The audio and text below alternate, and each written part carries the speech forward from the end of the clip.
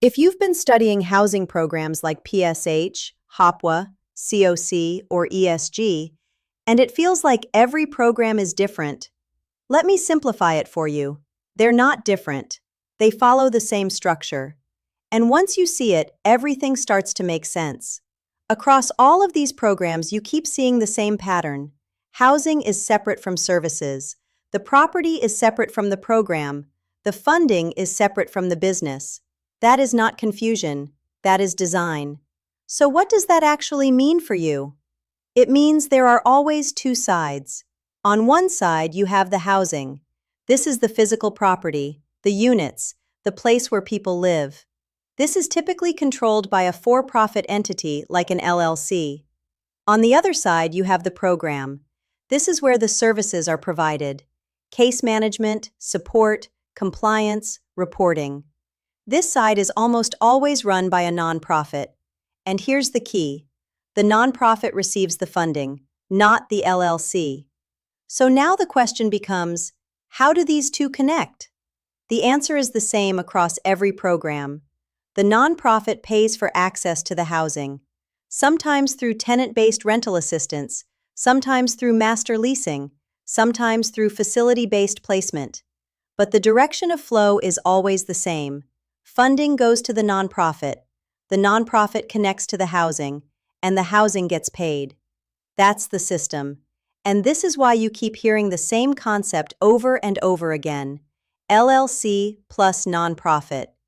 Now let's talk about how you actually move with this, because this is where strategy comes in.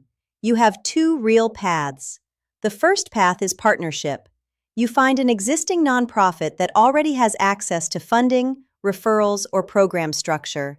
You bring the housing, they bring the program. You're not starting from zero. You're plugging into an existing system. This is the fastest way to move, because instead of waiting for approvals, you're positioning yourself as a resource. Now, the second path is building both. You create your own LLC to control the housing, and you create or operate your own nonprofit to run the program. Now you control both sides. You control the property, you control the program, you control the flow. This is the long-term play, but it requires patience, structure, and understanding compliance.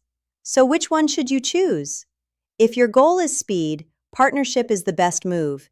It gets you active faster. You learn while operating. If your goal is control and scale, building both is the stronger position. But you have to be ready to manage both sides correctly. Now let's talk about where people go wrong. Most people try to skip the structure. They try to operate everything under one entity, or they try to chase funding as a for-profit.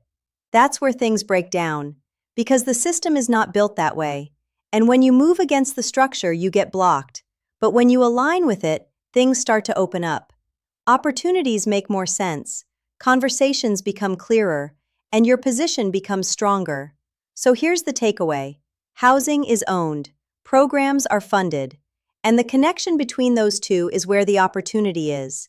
That's the model, that's the pattern, and that's the strategy. Once you understand that, you stop guessing, and you start moving with purpose. Serious operators don't fight the system, they align with it and build within it.